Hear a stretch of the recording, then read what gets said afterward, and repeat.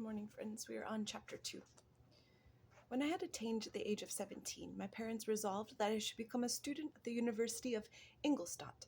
I had hitherto attended the schools of Geneva, but my father thought it necessary, for the completion of my education, that I should be made acquainted with other customs than those of my native country. My departure was therefore fixed at an early date, but before the day resolved upon could arrive, the first misfortune of my life occurred, an omen, as it were, of my future misery. Elizabeth had caught the scarlet fever, but her illness was not severe, and she quickly recovered.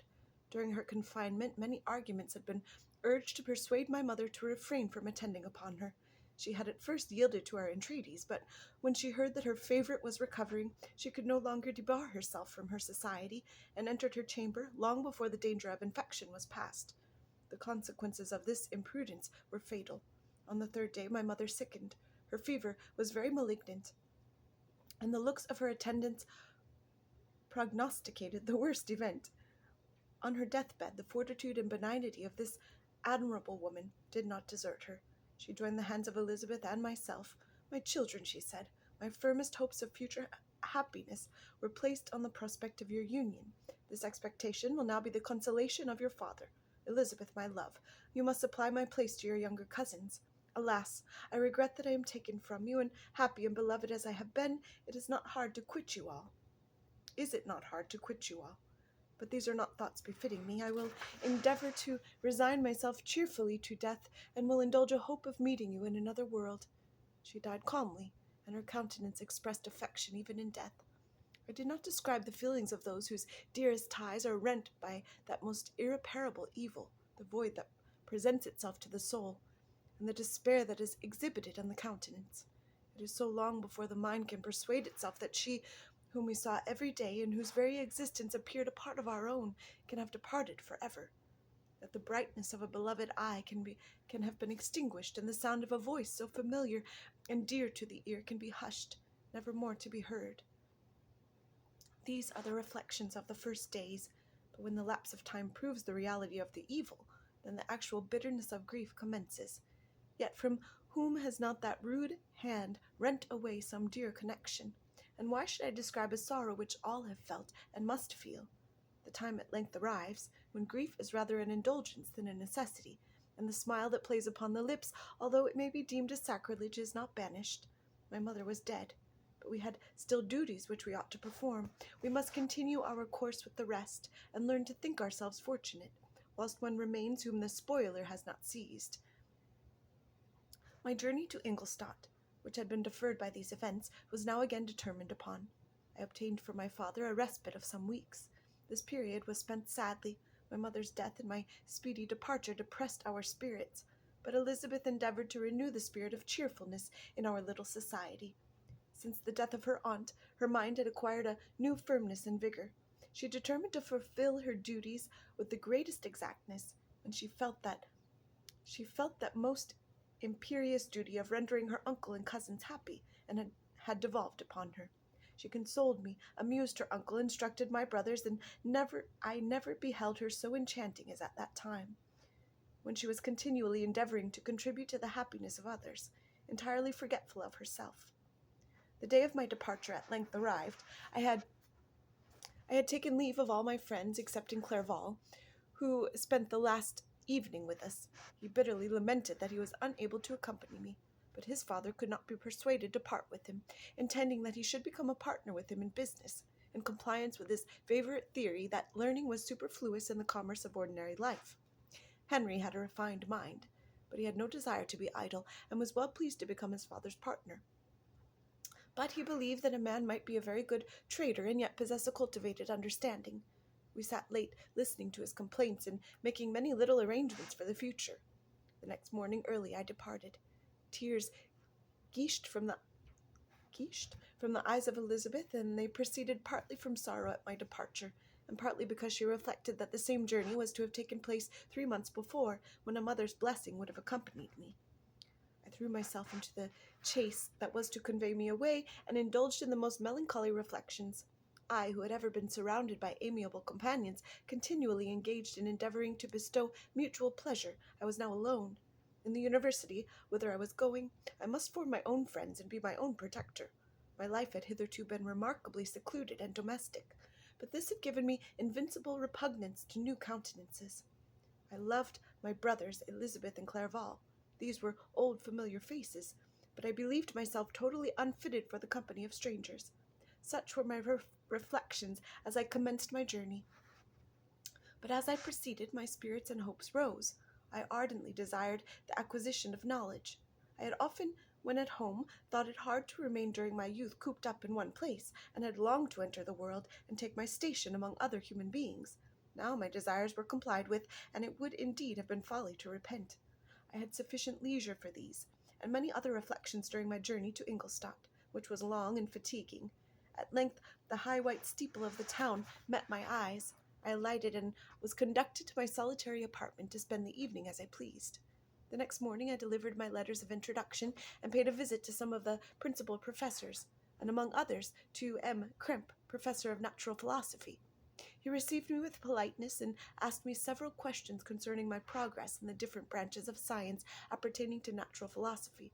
I mentioned, it is true, with fear and trembling, the only authors I had ever read upon these subjects. The professor stared. "Have you," he said, "really spent your time in studying such nonsense?" I replied in the affirmative. "Every minute," continued M. Krempe with warmth, "every instant that you have wasted on those books is utterly and entirely lost. You have burdened your memory with exploded systems and useless names. Good God, in what desert land have you lived, where no one was kind enough to inform you that these fancies which you have so greedily imbibed are 1,000 years old and as musty as they are ancient?" I little expected in this enlightened and scientific age to find a disciple of Albertus Magnus and Paracelsus. My dear sir, you must begin your studies entirely anew. So saying, he stepped aside and wrote down a list of several books treating of natural philosophy, which he desired me to procure, and dismissed me. After mentioning in that beginning of the following week he intended to commence a course of lectures upon natural philosophy in its general relations, and that M. Waldman, a fellow professor, would lecture upon chemistry the alternate days that he missed. I returned home, not disappointed, for I had long considered those authors useless whom the professor had so strongly reprobated. But I did not feel much inclined to study the books which I procured at his recommendation. M. Krempe was a little squat man with a gruff voice and a repulsive countenance. The teacher, therefore, did not prepossess me in favor of his doctrine. Besides, I had a contempt for the uses of modern natural philosophy. It was very different when the matters of the science sought immortality and power. Such views, although futile, were grand, and now the scene was changed. The ambition of the inquirer seemed to limit itself to the annihilation of those visions in which my interest in science was chiefly founded. I was required to exchange chimeras of boundless grandeur for realities of little worth. Such were my reflections during the first 2 or 3 days spent almost in solitude. But as the ensuing week commenced, I thought of the information which M. Krempe had given me concerning the lectures, and although I could not consent to go and hear that little conceited fellow deliver sentences out of a pulpit, I recollected that what he had said of M. Waldman, whom I had never seen, as he had hitherto been out of town. Partly from curiosity and partly from idleness, I went into the lecturing room, which M. Waldman entered shortly after. This professor was very unlike his colleague. He appeared about 50 years of age, but with an aspect expressive of the greatest benevolence. A few gray hairs covered his temples, but those at the back of his head were nearly black. His person was short, but remarkably erect, and his voice the sweetest I had ever heard. He began his lecture by a recapitulation of the history of chemistry and the various improvements made by different men of learning, pronouncing with fervor the names of the most distinguished discoverers. He then took a cursory view of the present state of the science and explained many of its elementary terms. After having made few preparatory experiments, he concluded with a panegyric upon modern chemistry, the terms of which I shall never forget. The ancient teachers of this science, said he, promised impossibilities and performed nothing. The modern masters promise very little. They know that metals cannot be transmuted, and that the elixir of life is a chimera. But these philosophers, whose hands seem only made to dabble in dirt, and their eyes to pore over the microscope or crucible, have indeed performed miracles. They penetrate into the recesses of nature, and shew how she works in her hiding places. They ascend into the heavens. They have discovered how the blood circulates, and the nature of the air we breathe. They have acquired new and almost unlimited powers. They can command the thunders of heaven, mimic the earthquake, and even mock the invisible world with its own shadows. I departed highly pleased with the professor and his lecture, and paid him a visit the same evening. His manners in private were even more mild and attractive than in public, for there was a certain dignity in his mien during his lecture, which in his own house was replaced by the greatest affability and kindness. He heard with intention my little narration concerning my studies, and smiled at the names of Cornelius, Agrippa, and Paracelsus, but without the contempt of M. Crimp, the contempt that M. Crimp had exhibited. He said that these were men to whose indefatigable zeal modern philosophers were indebted for most of the foundations of their knowledge. They had left to us as an easier task to give new names and arrange in connected classifications the facts which they had in great degree had been the instruments of bringing to light. The labors of men of genius, however erroneously directed, scarcely ever fail in ultimately turning to the solid advantage of mankind. I listened to his statement, which was delivered without any presumption or affectation, then added that his lecture had removed my prejudices against modern chemists, and I at the same time requested his advice concerning the books I ought to procure. I am happy, said M. Waldman, to have gained a disciple, and if your application equals your ability, I have no doubt of your success. Chemistry is that branch of natural philosophy in which the greatest improvements have been and may be made. It is on that account that I have made it my peculiar study, but at the same time I have not neglected the other branches of science. A man would make but a very sorry chemist if he attended to that department of human knowledge alone. If your wish is to become really a man of science, and not merely a petty experimentalist, I should advise you to apply to every branch of natural philosophy, including mathematics.